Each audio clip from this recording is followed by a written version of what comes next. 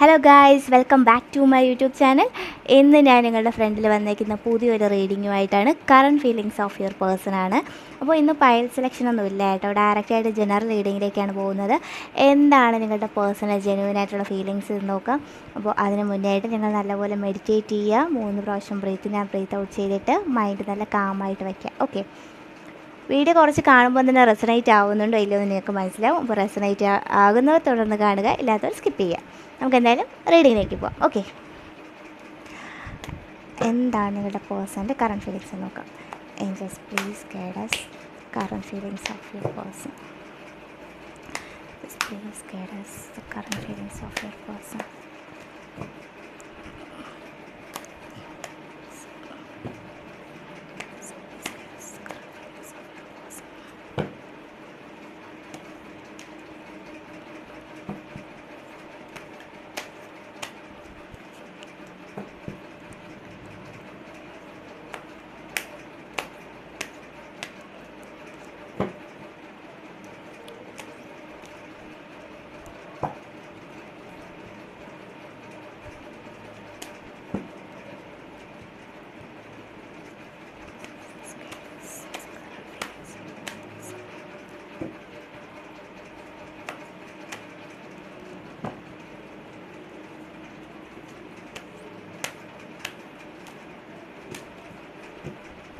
ഒരു പൈൽ ഒരു കാർഡും കൊടുക്കാം. Changes current feelings of your person. Okay, അപ്പോൾ ബോട്ടം ഓഫ് ദി ഡെക്ക് വന്നേക്കുന്ന within the next few months എന്നാണ്. നമുക്ക് എന്തായാലും റീഡിങ് എന്താണെന്ന് നോക്കാം. ഓക്കെ,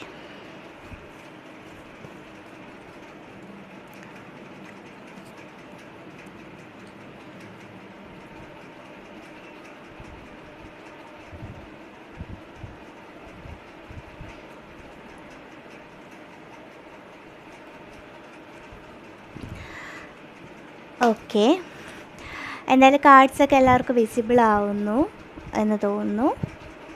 വിസിബിളാണ്. ഓക്കെ, നമുക്ക് എന്തായാലും റീഡിങ്ങിലേക്ക് പോകാം. ഞാൻ പറഞ്ഞു ജനറലായിട്ടുള്ള റീഡിംഗ് ആണ്. അപ്പോൾ ഈ റീഡിങ്ങിൽ പറയുന്ന കാര്യം എന്താണെന്ന് വെച്ച് കഴിഞ്ഞാൽ, ഇപ്പോഴത്തെ ഒരു അവസ്ഥ വെച്ച് ഇത് കാണുന്ന ഒരു 80% ആയിട്ടുള്ള ആൾക്കാർക്കാണെങ്കിൽ പോലും നിങ്ങളുടെ ഒരു റിലേഷൻ അത്യാവശ്യം നല്ല രീതിയിലല്ല പോകുന്നത്.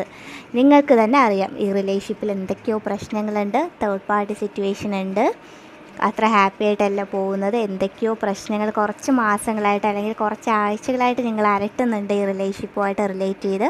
അങ്ങനെ അലട്ടുന്നുണ്ടെങ്കിൽ ഇപ്പോൾ അത് കുറച്ചും കൂടെ കൂടിയിട്ടുണ്ട്. നിങ്ങൾക്ക് തന്നെ അറിയത്തില്ല എന്തുകൊണ്ടാണ് ഇങ്ങനെ ഓരോ പ്രശ്നം ഉണ്ടാവുന്നത്. തേർഡ് പാർട്ടി ഉണ്ടെങ്കിൽ തന്നെ എന്തിനാണ് ആ തേർഡ് പാർട്ടിക്ക് കൂടുതൽ ഇമ്പോർട്ടൻസ് കൊടുക്കുന്നത്? ഇവിടെ ക്ലിയർ ആയിട്ട് പറയുന്നുണ്ട്, ഒരു തേർഡ് പാർട്ടി സിറ്റുവേഷൻ നന്നായിട്ട് കാണുന്നുണ്ട്. തേർഡ് പാർട്ടി ഒരു ഫിനാൻസ്, കരിയർ അല്ലെങ്കിൽ ഒരു പേഴ്സൺ. പക്ഷെ ഞാനിതിൽ കാണുന്ന ഏറ്റവും വലിയ കാര്യം എന്ന് പറഞ്ഞു കഴിഞ്ഞാൽ, ഒരു പേഴ്സണാണ് ഇവിടെ ഒരു തേർഡ് പാർട്ടി ആയിട്ട് കാണുന്നത്.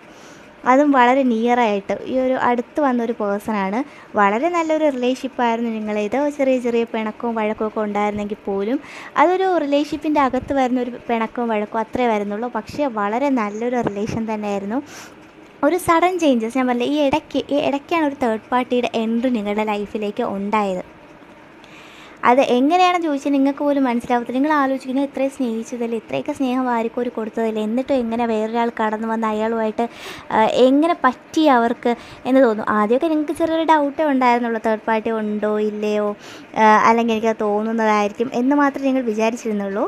പക്ഷേ പിന്നെ ഒരു കുറച്ച് ടൈം കഴിഞ്ഞപ്പോൾ നിങ്ങൾക്ക് തന്നെ അത് ക്ലിയർ കട്ടായിട്ട് മനസ്സിലായിട്ടുണ്ടായിരുന്നു, ഒരു തേർഡ് പാർട്ടി ഉണ്ട്, എന്നെ അവോയ്ഡ് ചെയ്യുന്നുണ്ട്.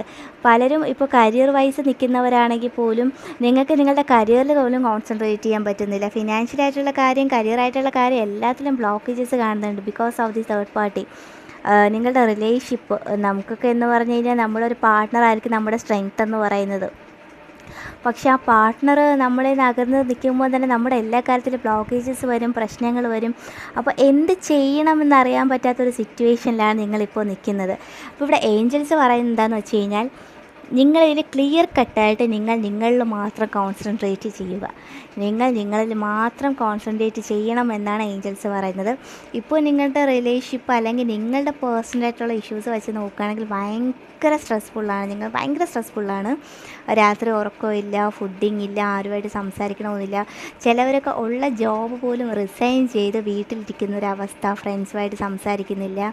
പക്ഷേ എന്ത് ചെയ്യണം? എങ്ങനെയെങ്കിലും തേർഡ് പാർട്ടി ഉണ്ടെങ്കിൽ പോലും കുഴപ്പമില്ല, എല്ലാം മറന്ന് എൻ്റെ അടുത്തേക്ക് തിരിച്ചു വരണം, എനിക്ക് ആളെ വേണം. നിങ്ങൾ കൂടുതൽ ചേസ് ചെയ്തുകൊണ്ടിരിക്കുകയായിരുന്നു ആ ഒരാളെ. പക്ഷെ നിങ്ങൾ എത്രത്തോളം ആ ഒരാളെ ചേസ് ചെയ്യുന്നുണ്ടോ അത്രത്തോളം അയാളെ റൺ ചെയ്തുകൊണ്ടിരിക്കുകയാണ്. അങ്ങനെ ഒരു സിറ്റുവേഷനാണ് ഇതിൽ കാണുന്നത്. അതുകൊണ്ട് തന്നെ ചേസ് ചെയ്തിട്ടൊന്നും ഒരു കാര്യമില്ലെന്നാണ് ഇവിടെ ഏഞ്ചൽസ് പറയുന്നത്. സോറി, കാർഡിൽ കാണുന്ന കാര്യമാണ് ഞാൻ നിങ്ങൾക്ക് ക്ലിയർ കട്ടായിട്ട് പറയുന്നത്. ഇപ്പോൾ ഇത് കാണുന്ന കുറച്ച് പേർക്കെങ്കിലും റെസണേറ്റ് ആയിരിക്കും. അതുകൊണ്ട് തന്നെയാണ് ഏഞ്ചൽസ് അവിടെ നോ എന്ന് പറയുന്ന ഒരു കാർഡ് തന്നേക്കുന്നത്. നിങ്ങളുടെ പാർട്ടി, അതായത് നിങ്ങളുടെ ഒരു പേഴ്സൺ എന്ന് പറയുന്നത് ക്ലിയർലി തേർഡ് പാർട്ടിയിൽ ഫോക്കസാണ്. തേർഡ് പാർട്ടിക്ക് വേണ്ടി ക്യാഷ് കൊടുക്കുന്നു, ക്യാഷ് ഇൻവെസ്റ്റ് ചെയ്യുന്നു. അവിടെ തേർഡ് പാർട്ടി എന്ത് പറഞ്ഞാലും തേർഡ് പാർട്ടി എന്തൊക്കെ ആവശ്യപ്പെടുന്നുണ്ടോ അതൊക്കെ അവരൊരു യൂണിവേഴ്സ് ഫുൾ ടോട്ടലി തന്നെ ഒരു തേർഡ് പാർട്ടിക്ക് വേണ്ടി ചെയ്യും എന്നുള്ള കണക്കിലാണ് അവർ നടക്കുന്നത് തന്നെ. തേർഡ് പാർട്ടിയോട് തന്നെയാണ് ഫുൾ കോൺസെൻട്രേറ്റ് ചെയ്ത് നിൽക്കുന്നത്. അപ്പോൾ തേർഡ് പാർട്ടിയിൽ ഭയങ്കരമായിട്ട് നിൽക്കുന്ന ഒരാൾക്ക് ഒരിക്കലും നമ്മുടെ ഒരു വിഷമോ അല്ലെങ്കിൽ നമ്മൾ നിൽക്കുന്ന ഒരു സിറ്റുവേഷൻ മനസ്സിലാക്കാൻ പറ്റിയെന്ന് വരത്തില്ല, ഒരിക്കലും മനസ്സിലാവത്തില്ല. ഈ ഒരു തേർഡ് പാർട്ടിയുടെ ഇഷ്യൂ കാരണം തന്നെ നിങ്ങളുടെ ഹെൽത്തിന് തന്നെ ഭയങ്കര പ്രശ്നമായിട്ടിരിക്കുകയാണ്.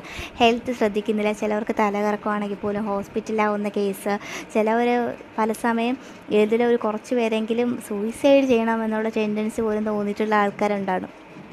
അത്രയ്ക്ക് ഭയങ്കര ഡാർക്കാണ് നിങ്ങളുടെ സിറ്റുവേഷൻ എന്ന് പറയുന്നത്.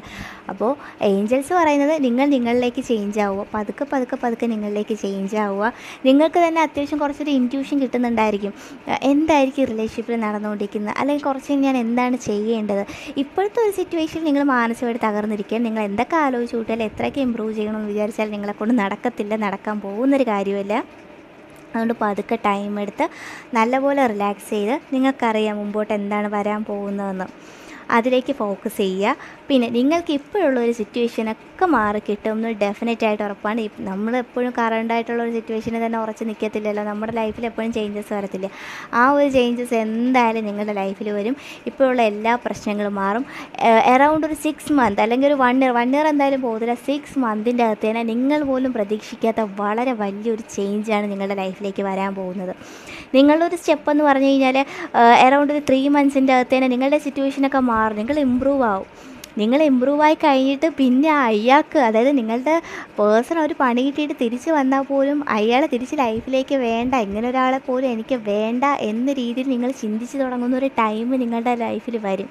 അറൗണ്ട് 3 to 6 മന്തിൻ്റെ അകത്ത് തന്നെ നിങ്ങളുടെ ഒരു സിറ്റുവേഷൻ ഇമ്പ്രൂവ് ആവും.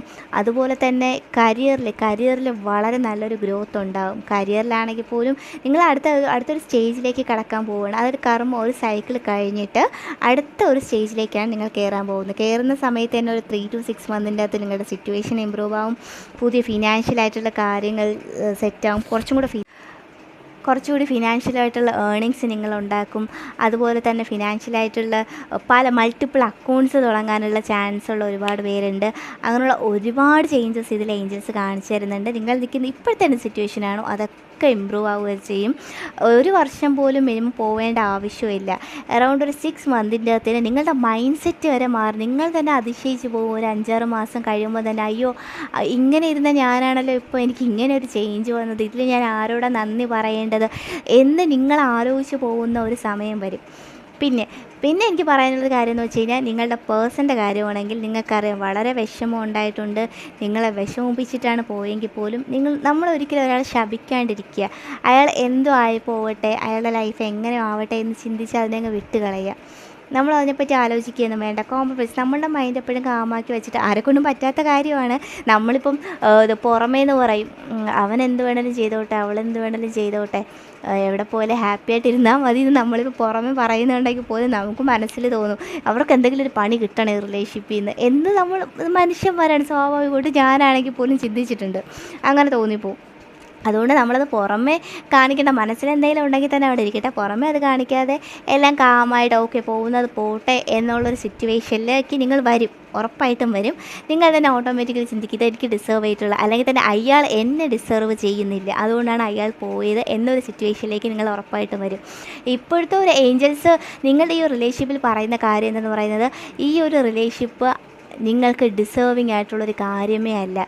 ഇതല്ല നിങ്ങൾക്ക് വരേണ്ട റിലേഷൻഷിപ്പ്. നിങ്ങൾ ഇപ്പോഴത്തെ ഒരു മെൻറ്റാലിറ്റി വെച്ചിട്ട് റിലേഷൻഷിപ്പിലല്ല, നിങ്ങളുടെ ഫിനാൻഷ്യലായിട്ടുള്ള കരിയറായിട്ടുള്ള കാര്യത്തിലുള്ള ഗ്രോത്ത് അതിലാണ് കൂടുതൽ കോൺസെൻട്രേറ്റ് ചെയ്യുന്നത്, അതിലാണ് ഫോക്കസ് ചെയ്യേണ്ടത്. റിലേഷൻഷിപ്പ് എന്ന് പറയുന്നത് നിങ്ങളുടെ അടുത്ത സ്റ്റെപ്പ് എന്ന് പറയുന്നത് ഫിനാൻഷ്യൽ കരിയറാണ് വരുന്നത്. അതിലൂടെ തന്നെയാണ് നിങ്ങൾക്ക് നെക്സ്റ്റ് റിലേഷൻഷിപ്പ് വരാൻ പോകുന്നത്. അപ്പോൾ ഇത് കാണുന്നവർ വിചാരിക്കും എനിക്ക് റിലേഷൻഷിപ്പ് ഒന്നും വേണ്ട, ഇതോടെ നിർത്തണം, ഇനി ഒരു പരിപാടിക്കും പോകുന്നില്ല എന്ന് തോന്നും. ഇതൊക്കെ മാറും. ഫിനാൻഷ്യലായിട്ടുള്ളതും കരിയറായിട്ടുള്ള ചിലർക്കൊക്കെ മാരേജ് വരെ ഉണ്ടാവാൻ വളരെ വലിയൊരു ഹൈ ചാൻസസ് കാണുന്നുണ്ട്. അപ്പോൾ നിങ്ങൾ ഇപ്പോഴത്തുള്ള എല്ലാ സിറ്റുവേഷൻസും മാറും, നിങ്ങൾ വളരെ ഹാപ്പിയാവും, വളരെ നല്ലൊരു ചേഞ്ചസ്. അതായത് നിങ്ങൾ ഇപ്പോൾ ഇതിൽ നിന്നൊക്കെ സ്ട്രഗിൾ ചെയ്ത് വരുമ്പോഴാണ് ഏഞ്ചൽസ് തന്നെ നമ്മൾ ചില സമയം അവരിങ്ങനെ പരീക്ഷിച്ചുകൊണ്ടിരിക്കും നമുക്ക് ഇതിൽ നിന്നൊക്കെ സ്ട്രഗിൾ ചെയ്ത് വരാൻ പറ്റുമെന്ന്. ഒരുപാട് നമ്മളായിട്ട് പരീക്ഷിപ്പിച്ച് നമ്മളിൽ നിന്ന് സ്ട്രഗിൾ ചെയ്ത് വരുമ്പോൾ നമ്മൾ തന്നെ നോക്കും, അയ്യോ എനിക്കിതിൽ നിന്നൊക്കെ സ്ട്രഗിൾ ചെയ്ത് വരാൻ പറ്റുമല്ലോ, ഞാൻ അത്രയ്ക്ക് ബോൾഡായിട്ടുള്ള ഒരാളാണ് എന്നൊരു തോന്നൽ നിങ്ങൾക്ക് തന്നെ ഉണ്ടാവും. അത്രയും നല്ല ചേഞ്ചസാണ് നിങ്ങളുടെ ലൈഫിലേക്ക് വരാൻ പോകുന്നത്. ഓക്കെ, അപ്പോൾ ദൈവങ്ങളായാലും ഏഞ്ചൽസ് ആയാലും നിങ്ങളുടെ എല്ലാ കാര്യത്തിനും ഭയങ്കര സപ്പോർട്ടാണ്. അതുകൊണ്ട് നിങ്ങൾ ഒന്നുകൊണ്ട് പേടിക്കേണ്ട ആവശ്യമില്ല. ഇപ്പോൾ നിങ്ങൾ അനാവശ്യമായിട്ടുള്ള കാര്യത്തിലാണ് ആലോചിച്ച് വിഷമിച്ചുകൊണ്ടിരിക്കുന്നത്. ബൈ ദ നിയർ ഫ്യൂച്ചർ ഞാൻ പറഞ്ഞില്ല, അറൗണ്ട് ഒരു 6 monthsൻ്റെ അകത്ത് തന്നെ എല്ലാ ചേഞ്ചസും നിങ്ങൾക്കുണ്ടാവും. ഏഞ്ചൽസ് ഒക്കെ നിങ്ങളുടെ കൂടെ തന്നെയുണ്ട്. ഓക്കെ, ഇതാണ് നിങ്ങളുടെ ഇപ്പോഴത്തെ കറണ്ട് സിറ്റുവേഷൻ എന്ന് പറയുന്നത്. അതാണ് ഇത്രയും കാർഡ് വന്നിട്ട് ലാസ്റ്റ് ഡെക്കിൽ വന്നേക്കുന്നത് within the next few months. ഇപ്പോഴത്തുള്ള നിങ്ങളുടെ സിറ്റുവേഷനൊക്കെ ചേഞ്ച് ആവും എന്നുള്ളത് ഉറപ്പായിട്ടുള്ളൊരു കാര്യമാണ്. ഇപ്പോൾ നോ എന്ന് പറയുന്നൊരു കാർഡ് ഇതേ കറക്റ്റ് നോ എക്സ്ക്ലമേറ്ററി മാർക്ക് വരെ വന്നിട്ടുണ്ട്. നോ എന്ന് പറയുന്നുണ്ടെങ്കിൽ ഇല്ല, ആ വഴിയേ നോക്കണ്ട, നിങ്ങൾ അങ്ങോട്ട് പോവേണ്ട ആവശ്യമേ ഇല്ല എന്ന് തന്നെയാണ് പറയുന്നത്. കാരണം നിങ്ങൾക്കിതല്ല, ഇതിൽ വലുത് നല്ല ഒന്ന് വരാൻ വേണ്ടി ഇരിക്കുന്നു എന്ന് തന്നെയാണ് ഏഞ്ചൽസ് പറയുന്നത്. അതുകൊണ്ട് നിങ്ങൾ ഒന്നുകൊണ്ട് ടെൻഷൻ ആവേണ്ട കാര്യമില്ല. പതുക്കെ കാമായിരിക്കുക. ഈ ഒരു സിറ്റുവേഷനിൽ നിന്ന് ഇമ്പ്രൂവായി ചെയ്തതിന് ശേഷം നിങ്ങൾ അടുത്തൊരു സ്റ്റേജിലേക്ക് കയറുന്നതാണ്. ഓക്കെ, ഇതാണ് നിങ്ങളുടെ ഇന്നത്തെ റീഡിംഗ് എന്ന് പറയുന്നത്. അടുത്ത വീഡിയോയിൽ പിന്നെയും കാണാം. ബൈ.